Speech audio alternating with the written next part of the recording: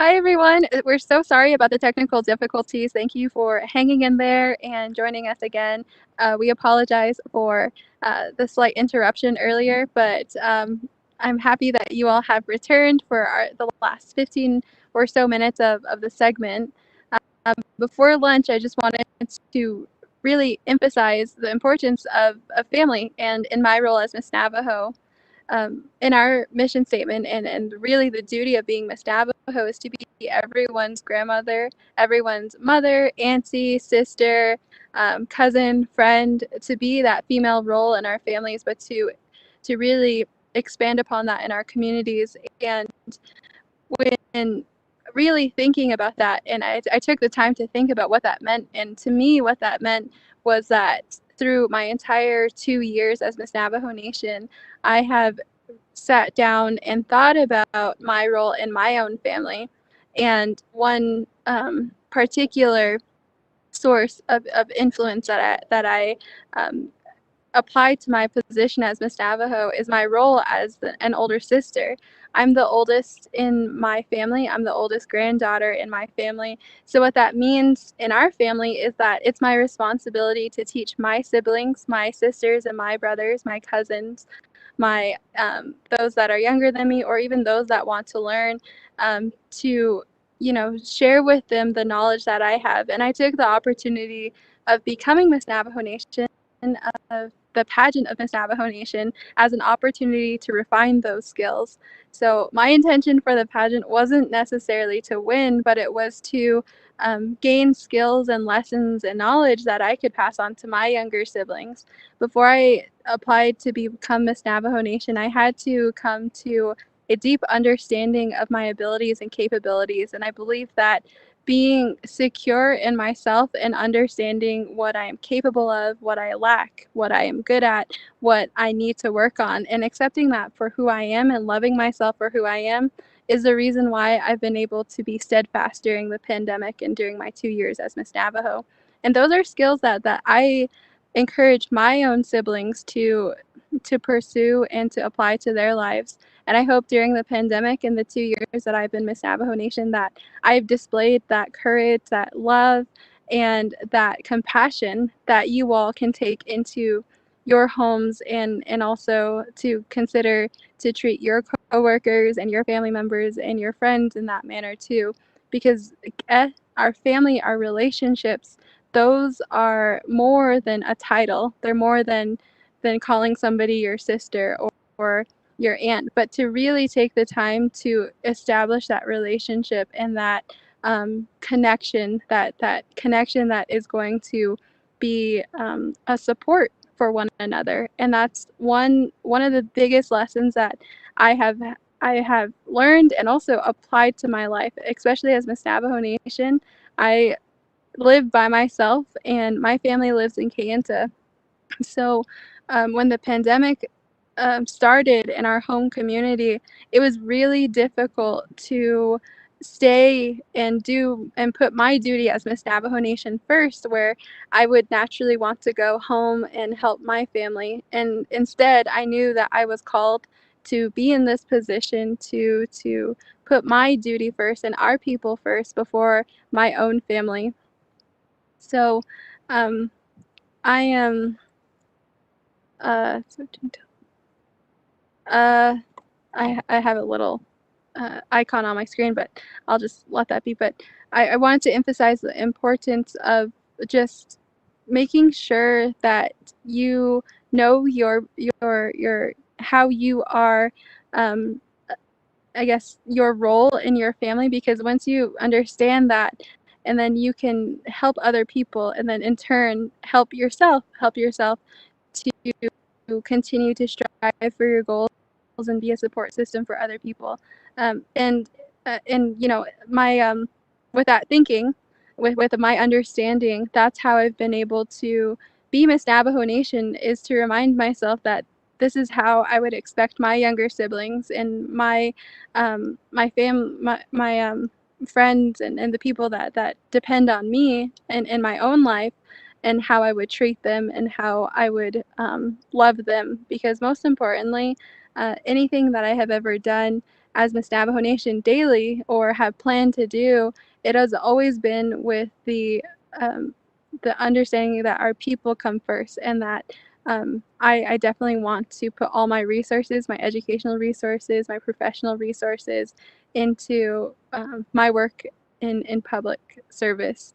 And that's how I view my role as Miss Navajo Nation. And I hope that that it continues in that way, because when we put our people first and when we put our families first, when we protect one another, I know that it could even mitigate the COVID-19 virus. It could mitigate a lot of our other illnesses in our communities, like missing, murdered Indigenous people, or we could continue to combat alcoholism and drug abuse and all of the social ills that we have in our communities, when we know that we have a role in our families and that we need to continue to strengthen those relationships so that we can rely on that support, and vice versa, to give that support. Because personally, for me, when I'm able to give other people support, that gives me strength, and that gives me a purpose and a fulfillment to know that I am helping somebody that I love, and somebody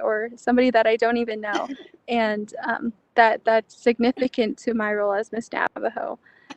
But personally, I definitely fall on my abilities to be an older sister when it comes to my position, and I'm very grateful for the past 2 years to serve as your Miss Navajo Nation.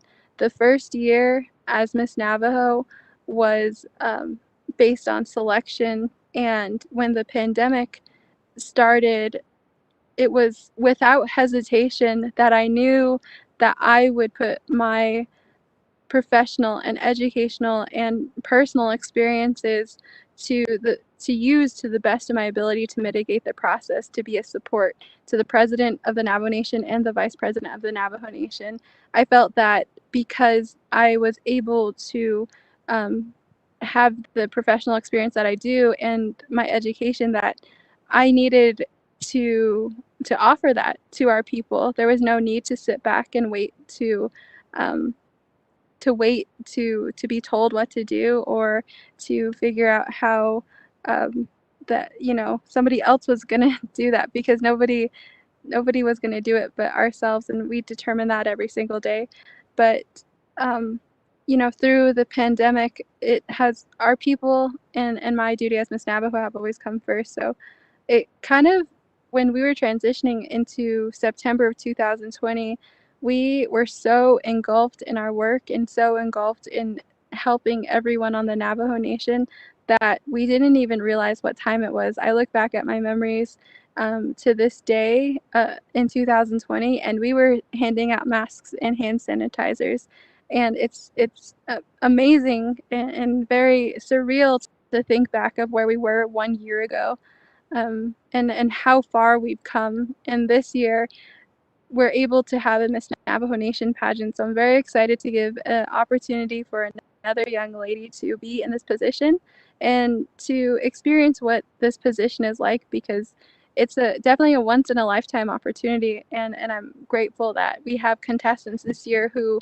would like to continue to serve our people. I'm very, very excited about that. Again, tune in on Monday for the Miss Navajo Nation pageant. It'll be on the Office of the President and Vice President's Facebook page and YouTube page. It'll also be on the Office of Miss Navajo Nation Facebook page. We will then meet our new Miss Navajo Nation on September 11th at 11 a.m. And I'm very excited about that. Today is actually my last full day as Miss Navajo before the pageant. So I've been to a few different events today, and I'm very happy to be here with you all today. Right now, the background where I'm actually somewhere between Manuelito and I think Red Rock, somewhere back there. Vanderwack. We're in New Mexico right now, and we were just at a ribbon cutting ceremony for a new bridge out here in Manuelito. And again, it I've always just put are my duty first, and I hope that our young people will also take inspiration to that, because our people need our young people back at home. We need our students to come home and to um, look and see at the problems that we have and continue to mitigate that. So continue to encourage your young ones to pursue their dreams, be that support system for them, be that those encouraging words that they need, because your love and support for your children will be the product of the future of the Navajo Nation, and we need strong, loving leaders in the future, just as as the same that we do now.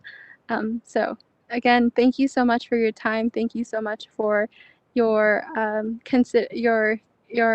just listening to what I had to say.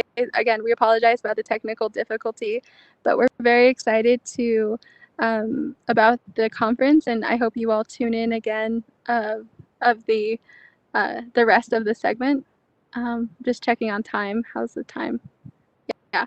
Okay. All right. Well, ahyaha ado adada halia. Thank you to Sonia and Eli, who are from the President's Office, for having me today. Ahyaha.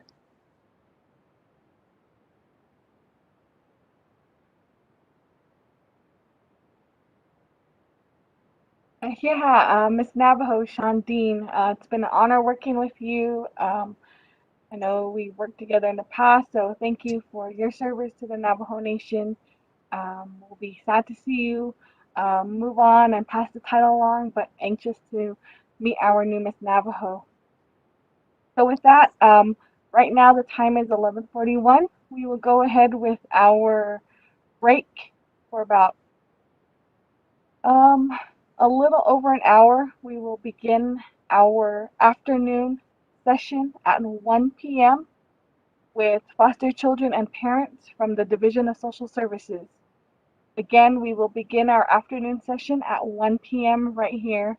We thank you for bearing with us while we work through our technical difficulties, and we hope you're able to stay with us online while we finish out our virtual conference. Again, our next session will be at 1 p.m. Just a quick overview of the afternoon session. At 2 p.m., we will have a presentation, Being Prepared in a Public Health Emergency by Navajo Department of Health. At 3 to 3:45, we will have Cyber Safety from Division of Public Safety. And again, finishing out our conference this year, our evening session from 6 to 7, we will have motivational speaker Mr. Chance Rush. Again, we hope that you are able to pull some information, gather some tips, and utilize that in your home with your own children and your family. We just continue to ask that you stay safe, practice CDC guidelines, continue to wear your mask, and again, just be safe, check on your elders, and